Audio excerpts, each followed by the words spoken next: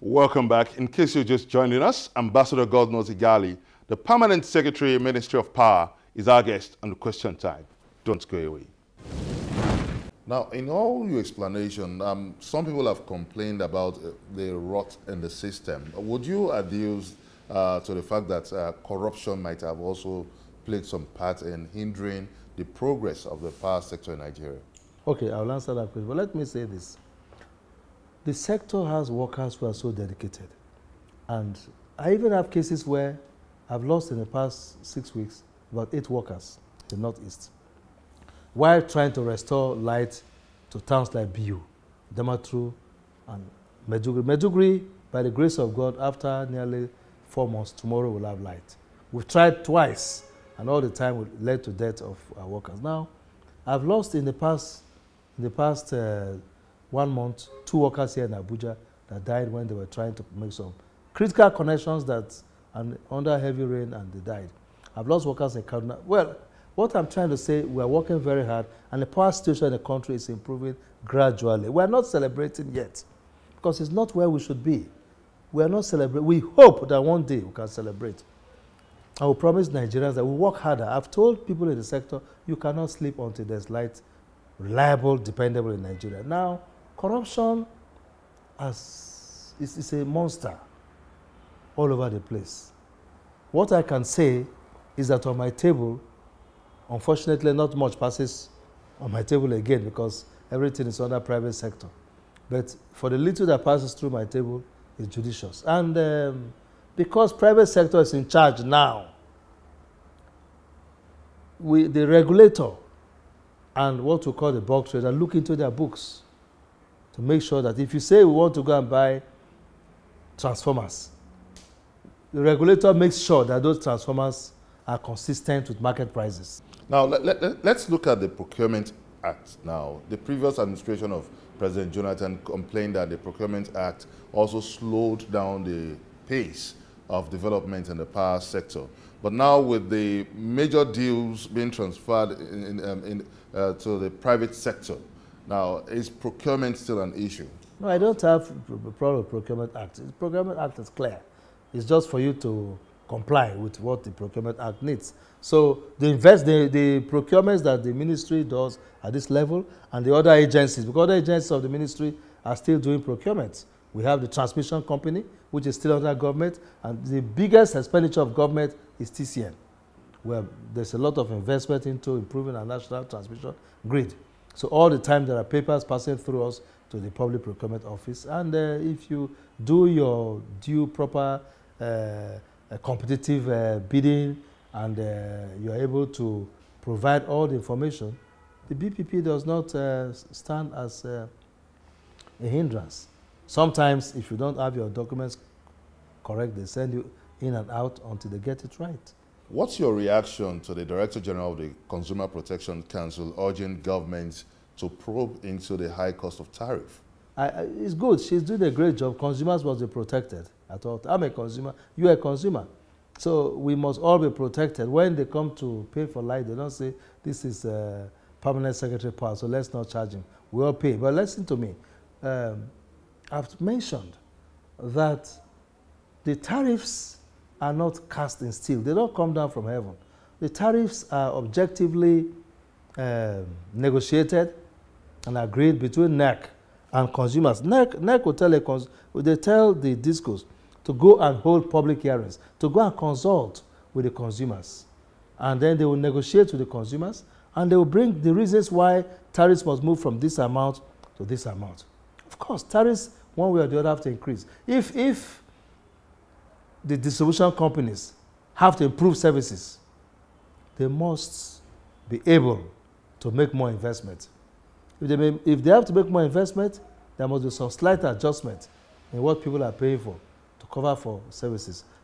I think what is important is for those of us in the sector to give Nigerians more reliable and stable electricity. Nigerians have always shown a propensity to cooperate with government, cooperate with established institutions of government. And since this president came in, there has been a lot of support for the things he's doing. And Nigerians will not say, no, no, no. If they see continued improvement in light supply, and there's a need for a slight adjustment to enable the companies buy more equipment. For example, ICT. Would you advise the government to stay on the roadmap for the power sector, the current roadmap for the power sector, or would you advise a change? There's a new government in the country. The new government has a manifesto. The new government has come in with its own thoughts, not only on power, but on many areas for national economy. Obviously, there will be some level of adjustment in whatever plans that were in place before. What does the government need to put in place to achieve 12,000 megawatts? For that to happen, there must be consistent investment. Consistent investment in terms of government and the private sector. Government has to invest in some major legacy projects. Legacy projects, and that's happening already. The government of President Goodluck Jonathan invested in the Zungeru hydro power plant. Construction is going on 700 megawatts. And we are looking at working a lot on more hydros and renewables.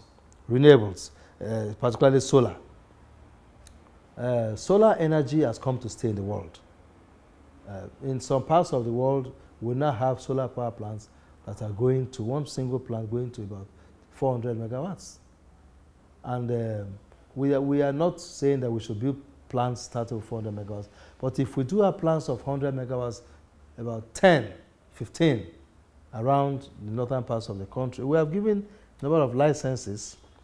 And from the available licenses, we're seeing a new kind of power map. Could you put a time on this? Timing.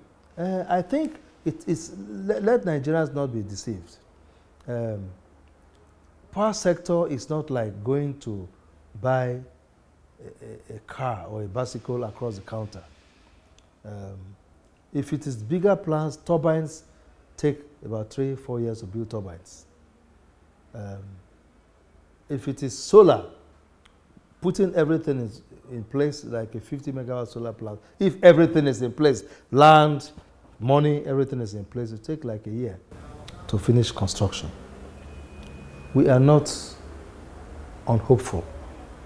We are confident that there will be a gradual, incremental, and steady increase. We just pray that both the private sector and government will be consistent in their investments. And that will help to take us closer and closer. As we go more towards 2020, there will be greater stability, reliability. But things will improve every day, and things are improving. So if you're talking about the steady investment now, and you have, you said it takes 3 years to build a gas turbines now. So how many turbines do we need to build in order to achieve this megawatts? We have a number of licenses that have been awarded. Power purchase agreements are being concluded. Azura has been concluded. Azura, Edo in Benin, has opened the gate for other power purchase agreements. Because Azura took like 3 or 4 years of negotiation to make sure that, because the power purchase agreement is at the center of power market. What the power purchase agreement says, it guarantees the company coming to do the generation that as you do it, I am buying it. So they have an irrevocable document. And fortunately, our PPAs are World Bank partial risk guaranteed. And NBET, which is a Nigerian bulk electricity trader, is already well capitalized to handle that. Now, what that means is that people now have confidence to establish new power plants. And NBET also guarantees distribution companies that since this man is going to build, and I've guaranteed him, I guarantee you supply of energy. So go ahead and expand your network. Now, we have given a lot of those licenses. Therefore, it is not how many more turbines. All those people will now go ahead and start their work. Before we wind down on this conversation, Nigerians are anxiously waiting. And this interview, I wouldn't want to leave them high and dry. A word for Nigerians. No, the word for Nigerian public is to be slightly patient with us as you've always been, because there are historic problems. Like I said, in 1999, you can imagine a country that no single power plant had been built for 10 years, and megawatts was 1,700. That was abysmal. That was very low.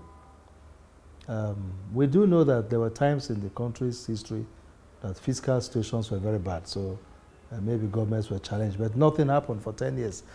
On becoming permanent secretary, the first thing was to study what happened in Brazil, what happened in India, what happened in Turkey, what happened in Iran. I had to look at countries at about the same level with us in terms of development of the power sector.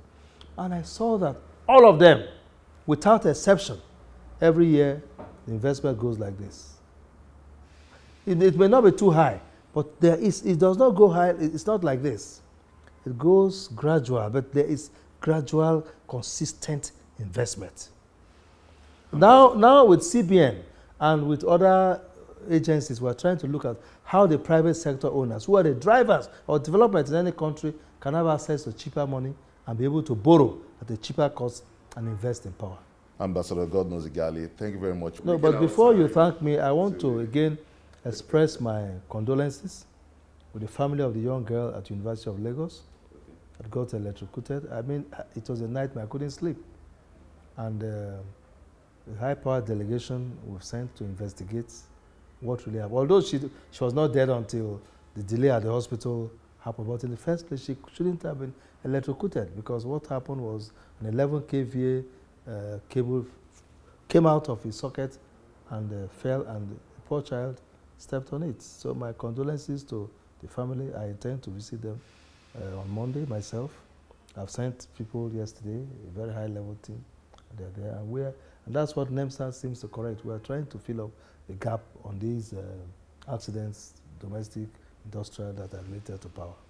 Ambassador Godknows Igali, thank you very much for being part of this conversation. And we in Channels TV also share in the condolence of the late lady that died in the electrocution in Unilag. Accept our condolence. Thank you very much again. And that's as much as we can take on this episode of Question Time. You may also send us your comments on our various social media platforms showing on your screen. Join us next week on another exciting episode of the show on Channels Television. Many thanks for watching. I'm Benga Ashiru saying goodbye.